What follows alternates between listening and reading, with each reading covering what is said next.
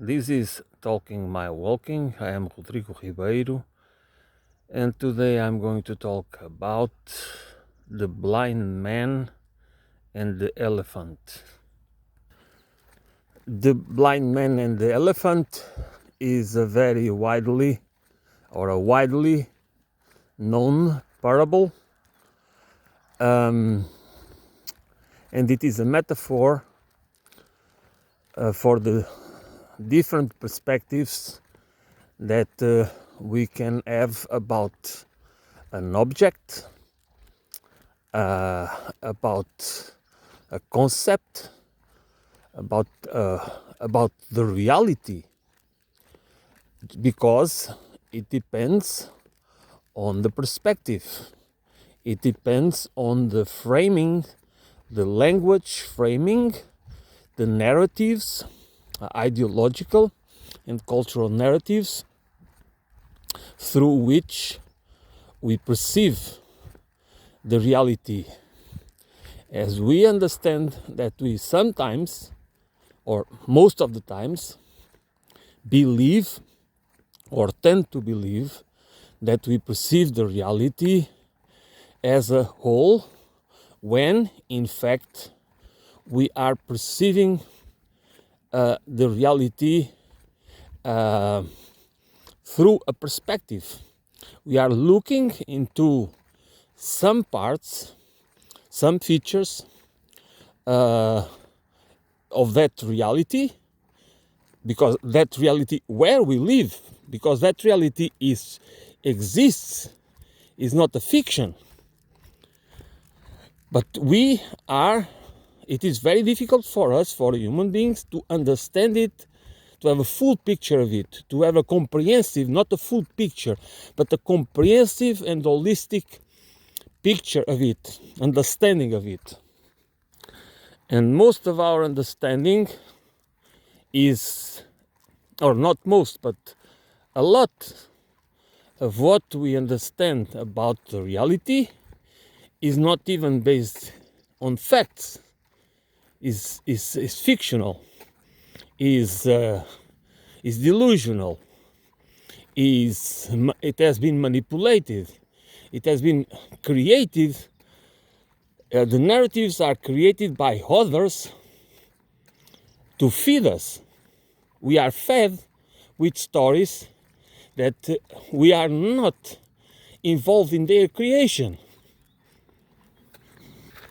And because we have the tendency to believe that we believe that is our version of reality, is not ours, because unless we do our homework, we really try hard to base our visions, our worldviews, our understanding of reality in facts, and in a systemic way. I mean, in a complex system understanding, because that is also important. Reality is not linear. Reality is complex, is multi-layered, is multidimensional, and it requires a complex system understanding.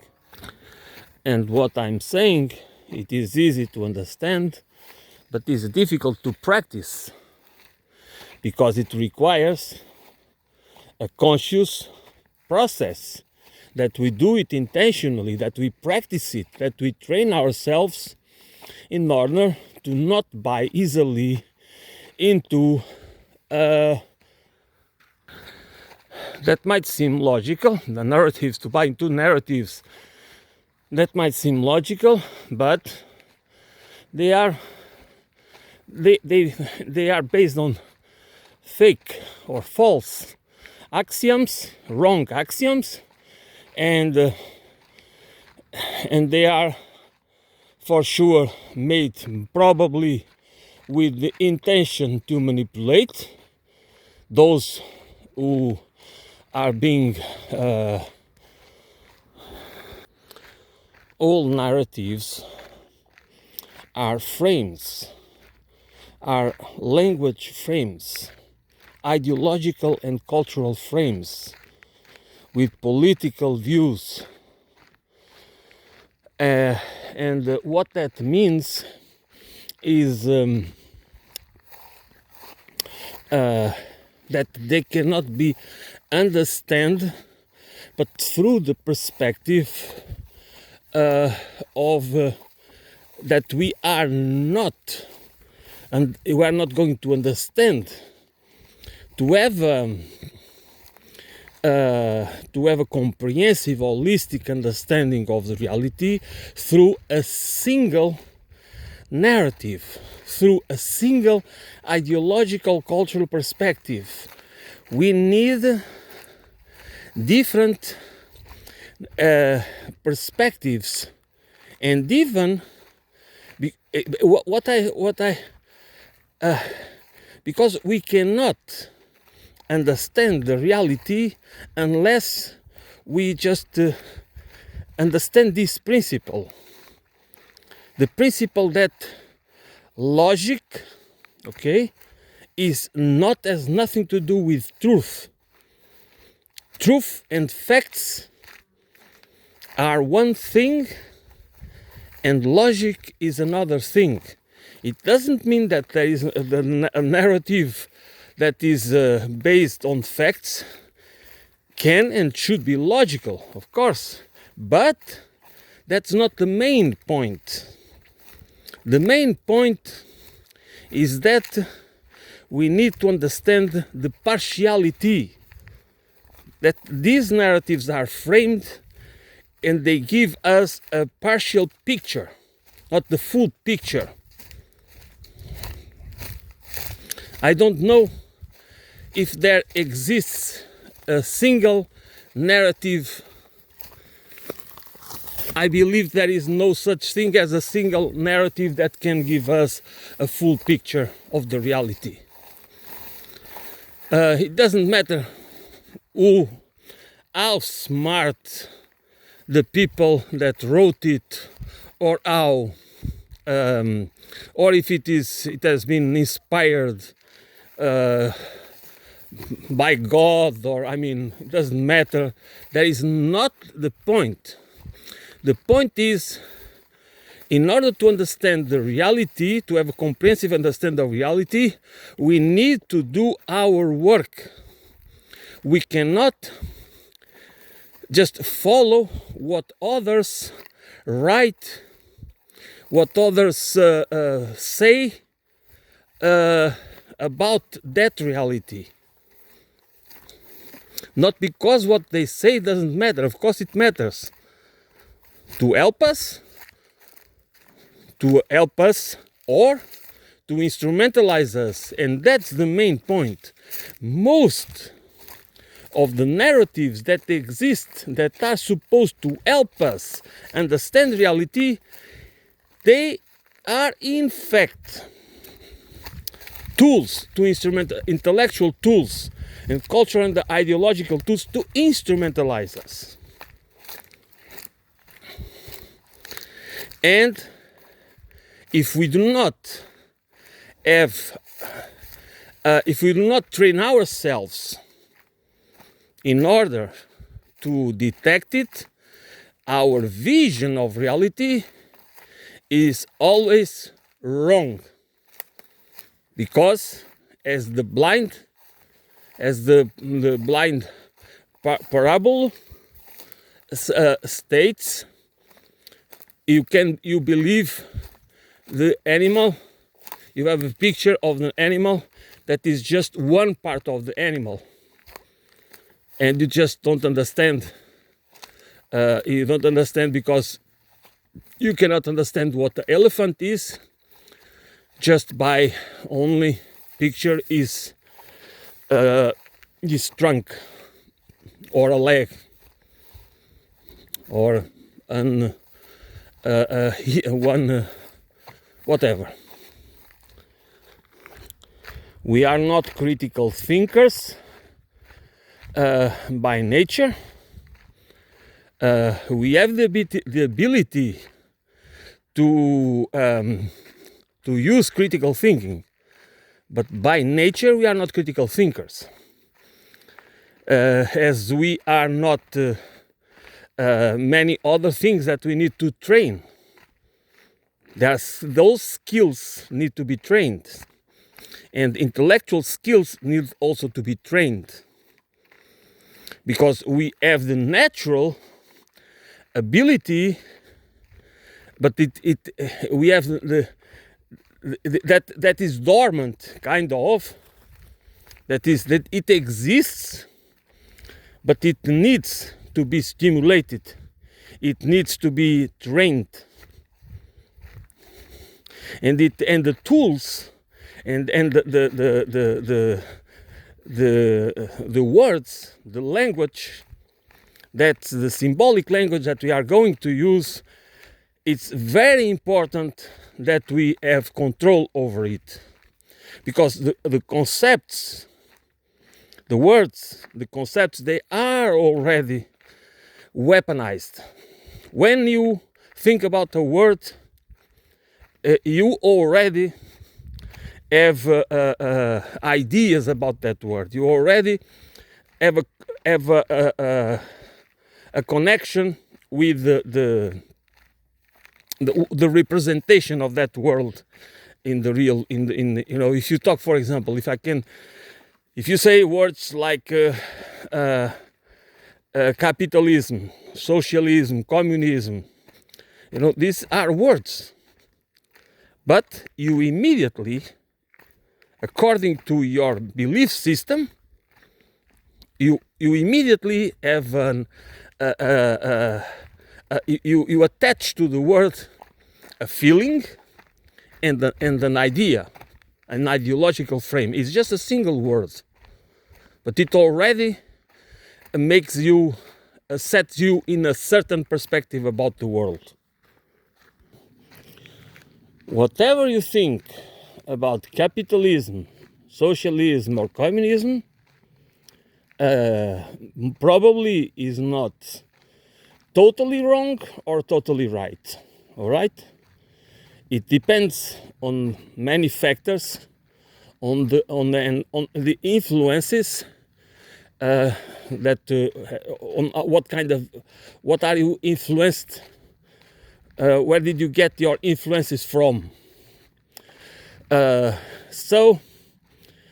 it doesn't matter, because when I mean you, I mean all of us, we already assume that we know enough to have a formed opinion, to have an opinion that is sustained in some sort of facts, when actually, most of the time, that's not the case.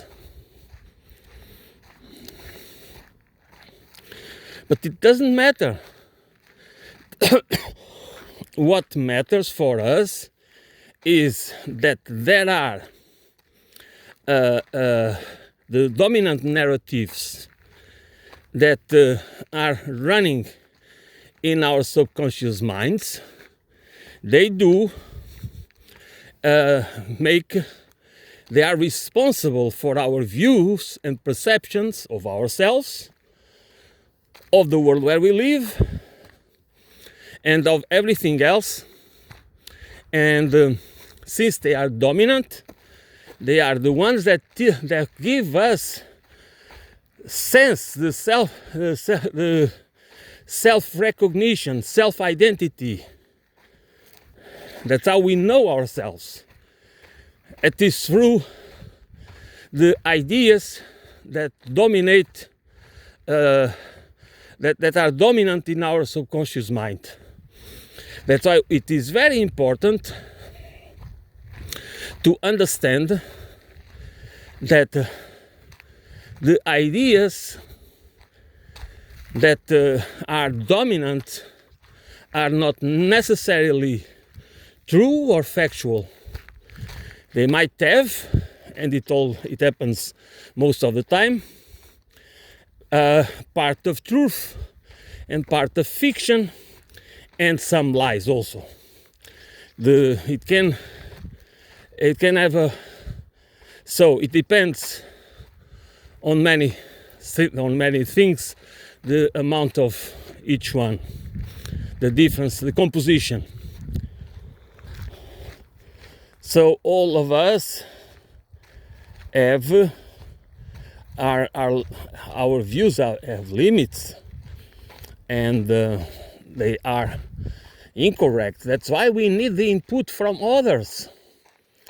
That's why we need also to confront our views with views that are opposed to us, because we need to understand if we only reinforce our views, our ideological, because we just expose ourselves to the narratives to which we really identify with, we do not we might become fundamentalists, because then we do not want even to understand the other side, and that is an important feature to build empathy, to build cooperation and the negotiation and discussion, that we do not see ourselves or our group or our tribe or our country or whatever it is as the owners of the truth, because there is always room for improvement. There is always the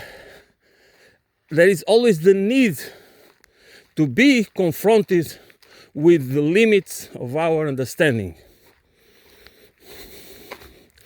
That doesn't mean, that's why the values and principles need to be really what matters. The ideas, what we want to follow. Not following people, because people can have the ability to be dogmatic, to persuade us with rhetorical skills that can be also acquired, and other mechanisms that might influence our views and might be able to colonize us with narratives that can become dominant, and to a certain extent we will be in their hands. We will become tools of somebody else,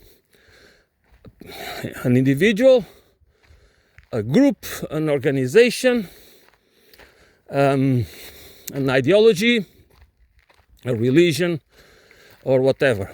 But since whole organizations and institutions and have people behind it, we always need to understand why, what's going on, cui bono, what's the purpose of this.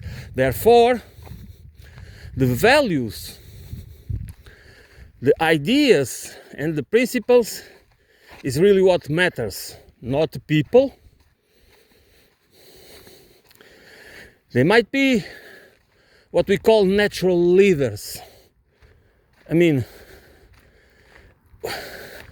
they might be very heroic, very courageous people. They might be very smart, very intelligent.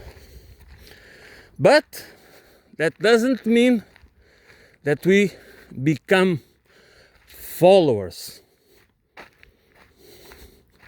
We don't follow people, we follow ideas, and we are careful how the narratives that are going to use, how the narratives is going to be to frame these ideas and these principles and values, because that is where the trick resides.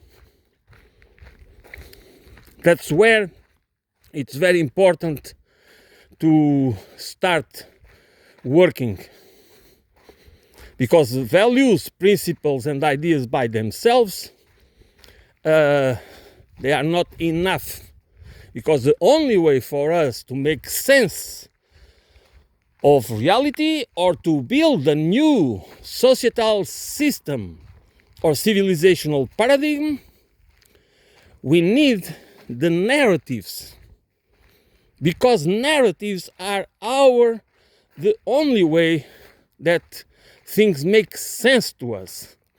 Not because we cannot understand abstract ideas, of course we can, and symbolic language, and all these language systems, complex language systems, and but that's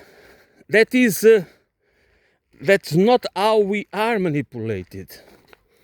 We are manipulated through the framing of ideas, principles, and values in narratives that are going to make us perceive reality and ourselves in specific ways.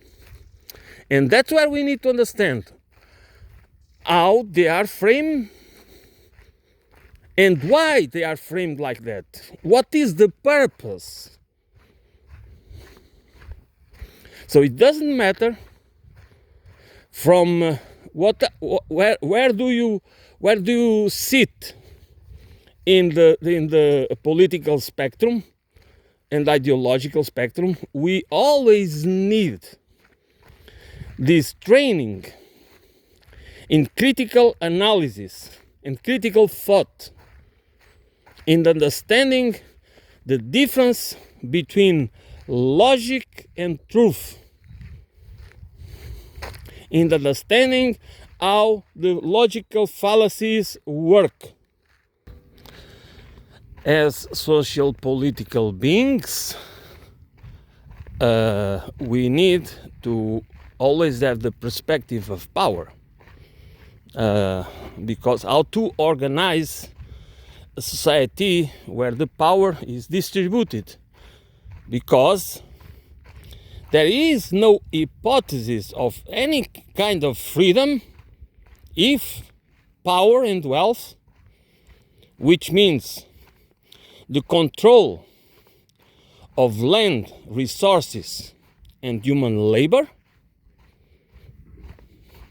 is accumulated and concentrated in the hands of the few.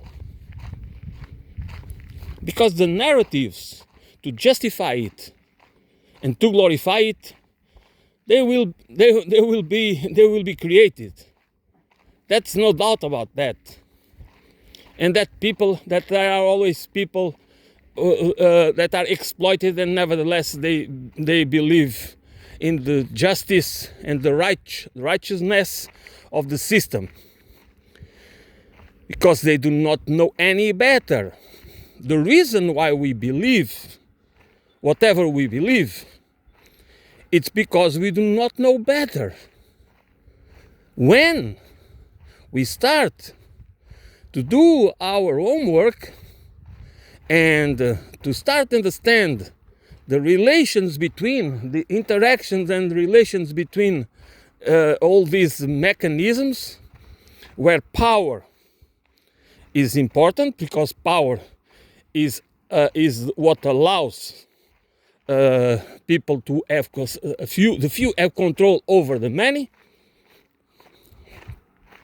and of course they can also always justify it with the need to keep social cohesion and the need to have a rule. Of course, nobody wants a society, and especially a complex society, needs rules and norms and laws and all. Of course, that's not the point.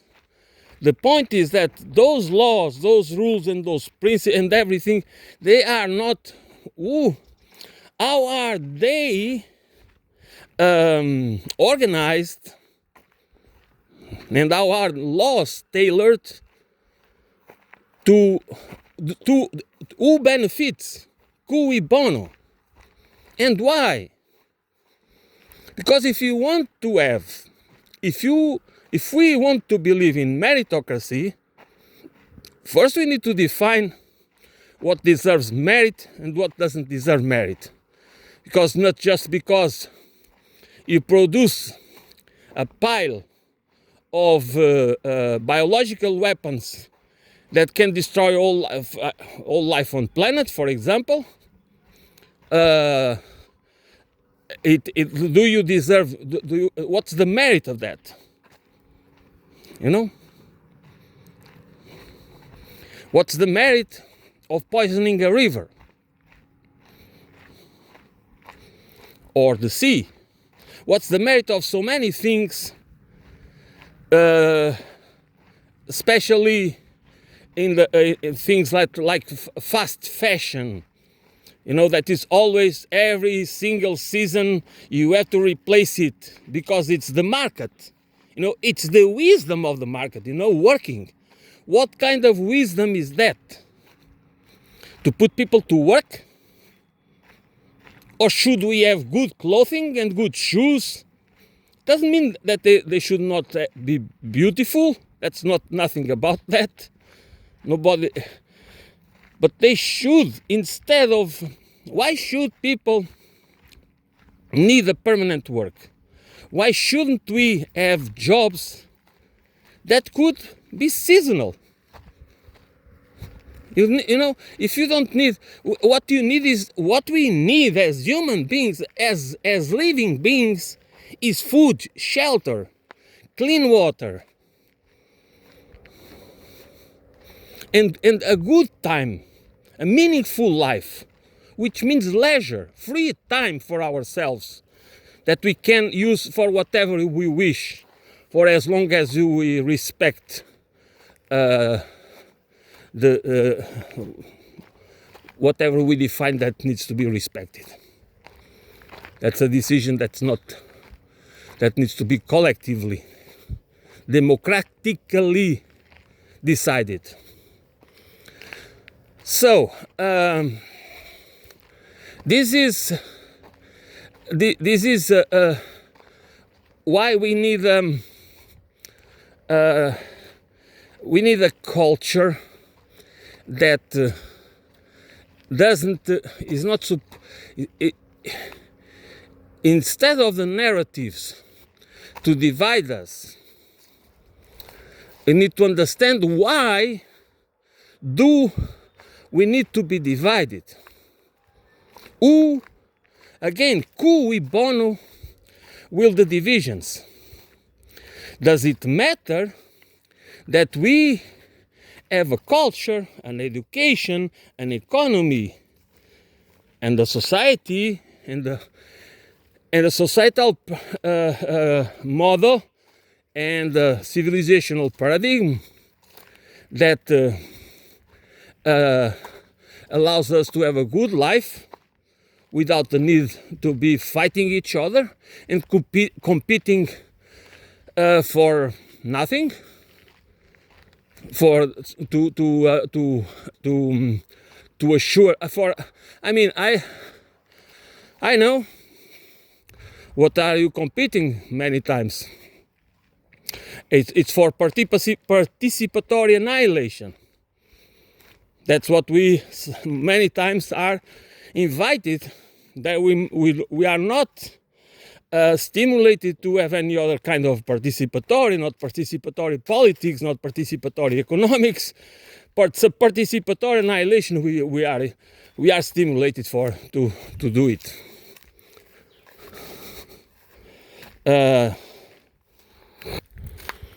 We can build an ecological, holistic civilization. That's I'm sure about it. This is a deep conviction. It is not just. I know we are able to do it as we can build a social and ecological political economy, which means an economy that is for the collective well-being within the ecological boundaries of the planet. Okay? An economy, a sufficiency economy, and a reciprocity economy. This is the base of a sound economy, of an ecological, of social and ecological economy. Sufficiency and reciprocity. That's how I see it, and that's how I know. But we cannot do it if we do not have a cultural revolution and an ideological revolution.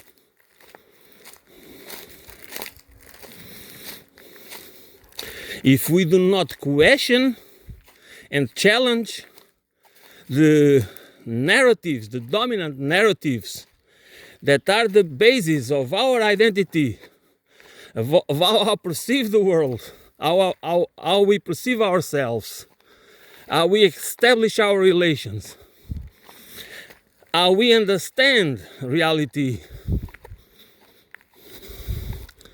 We don't have the full picture of reality, because if we would have the full picture of the reality where we live,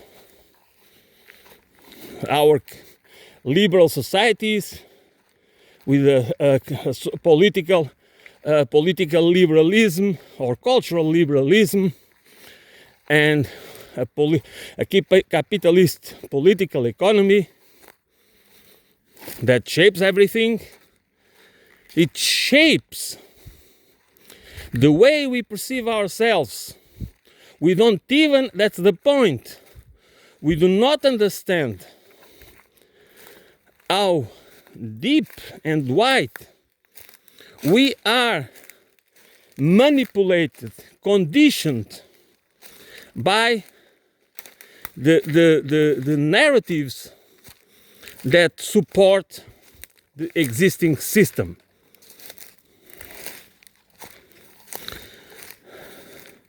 And this existing system has to be imperialistic, because it has to expand, to look for new markets, to control the resources, to control people, to control institutions. Because how can you believe, it is impossible to keep accumulating and concentrating wealth and power without controlling land, resources, people, institutions, and minds. And do we understand the system where we live? Do most of us understand the institution called money? Money is not a thing. Money is a virtual reality that commands our life. But who commands money? Who controls the creation of money?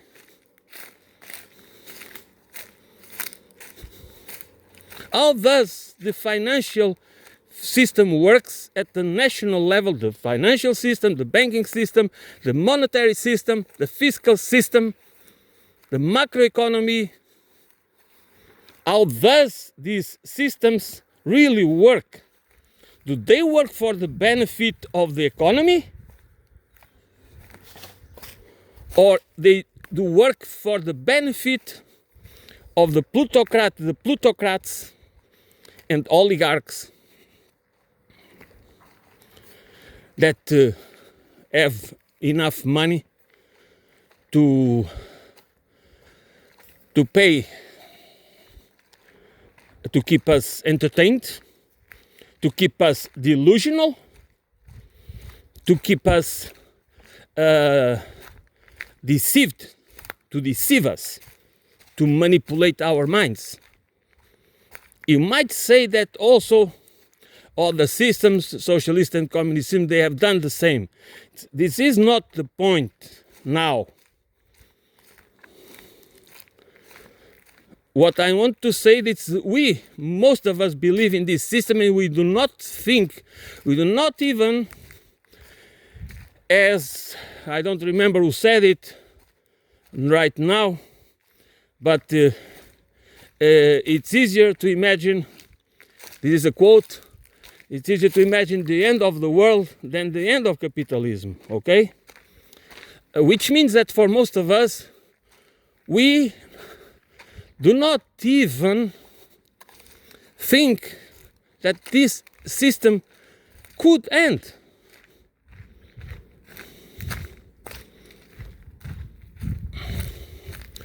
This is, but we don't understand it. We just function because we have been trained, we have been educated, indoctrinated, instrumentalized to function, to adapt, to survive, to obey, to follow, to take advantage if possible, but not to challenge. Because supposedly there is no alternative. Tina. I do not pretend that I fully understand the system where I'm forced to live because I don't have alternative. You might say, oh, you go these stupid arguments that, okay, if you are not happy, you go to North Korea or to Venezuela or even to China. By the way, most people that go to China are happy with that. It's the stupid ones that do not have never been there or don't even care to know how life is there, how people are living, and what's going on there, that say that these stupid arguments. Anyways, I do not have, because again I go back to where I initiate this talk, which is that is very difficult for us individually. And of course, that's why we need to have a holistic perspective. Then we are not caged ideologically. That is always dangerous. It is very difficult for us to have a full picture. We need others to fill the gaps because we are complementary. We complement each other. You know, when people think about criticism, that they don't like, I mean, it's not a criticism. Many times when we say something is to bring into the conversation the part, what it was left, what was not mentioned, or for whatever reason. Because even when we know, and everybody has this experience, that even when we have the knowledge, we cannot recall it sometimes. Because sometimes it's complex, there is many parts, and we miss parts of it. That's why we need the order, the participation of others, not for negative criticism, but to bring, if we want results, we want to understand, to have this comprehensive understanding that is only possible through participation, not through competition. That is required intellectual cooperation, ideological debate. Because the point is to understand the reality as it is, not as is pictured by individual ideologies, by specific ideologies. And the point is that we come close to the truth with facts as possible. Then we can have an assessment, we can have an understanding that is sustained, that is not just ideological or based on interests, because this is an important point too. Because there are many people that they defend certain ideologies just because of interest, nothing else. They are not exactly ideological. And this is very important because, as I said, I don't pretend to understand, to have a fully understanding of this system, but what I already understand about it, and I really try to understand it, okay? I do try to understand the systems, the subsystems of this system, and what I know over time, or I get to know over time through a process of slow understanding, is that this is a perverse, evil system. This is nothing of the propaganda that we are told about the capitalist system is true. It is just about power and control and deceit. Deceit is the true weapon. It's the weapon of choice.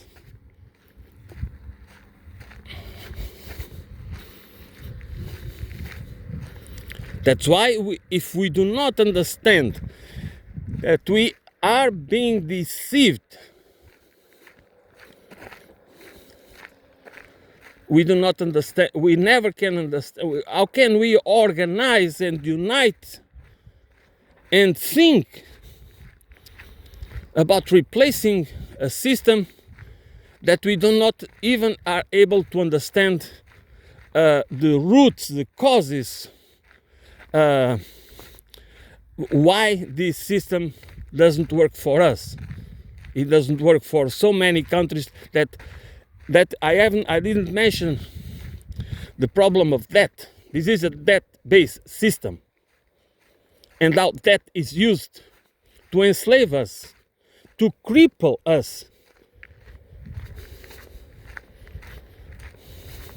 While they use that, the upper classes use that to create more wealth for themselves, to accumulate more wealth. They use that for them is a tool to create more wealth. For us is a tool for social control. That makes us weak and makes the nations unable to develop their economies and societies.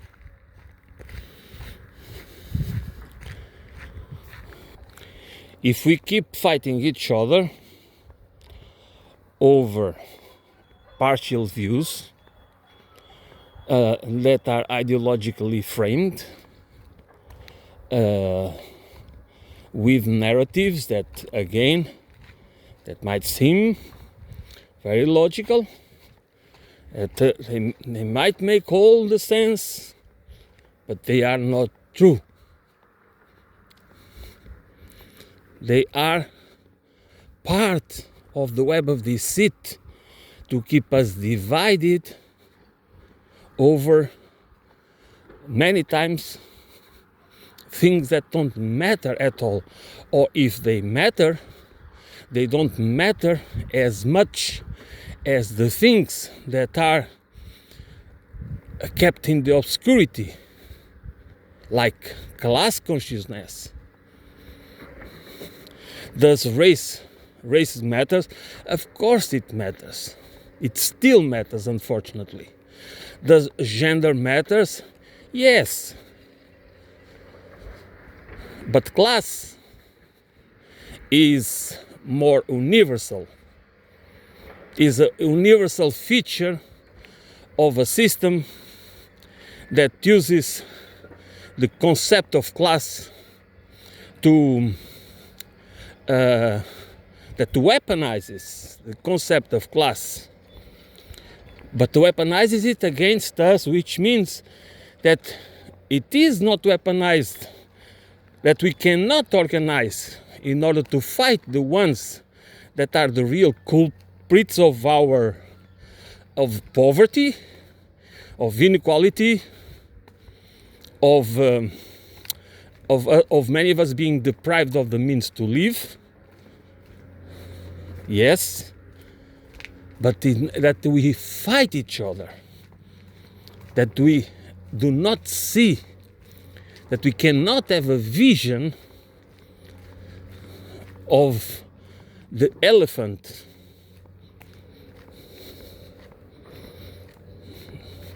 We cannot have a full picture, or at least a sketch of the full picture.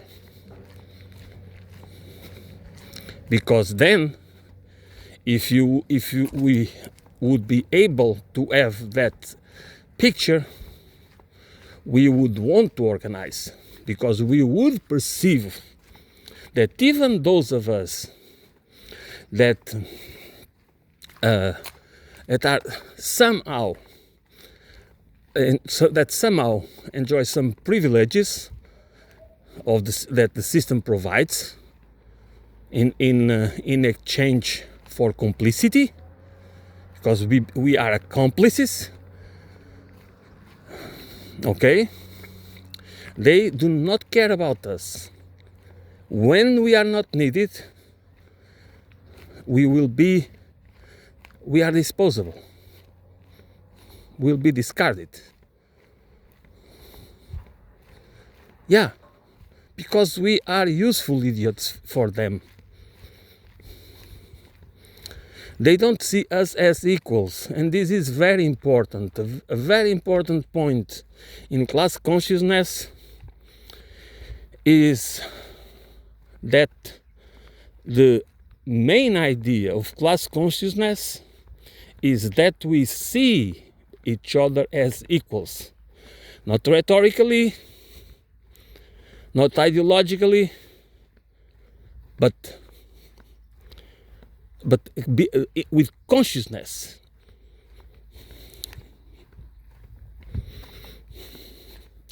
Consciousness, being conscious of something, is when we act as a whole, not as an ideal. You know, an ideal is when you know that things should be like this and like that, but you don't really assume it, you don't really live it. Consciousness, what consciousness brings is this union, this unity of ideal and reality. We in your own, in you as a living being, that you stop using cognitive dissonance as a tool to keep you living different realities.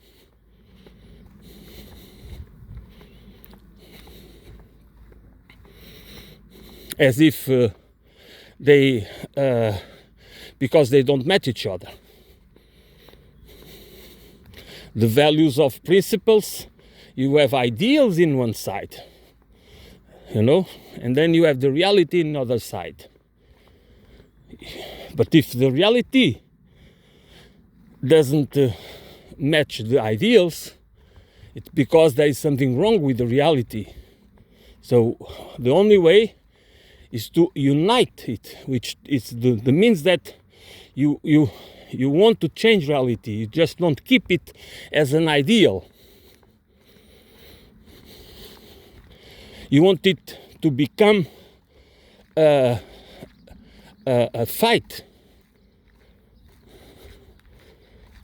based on justice, truth, and trust.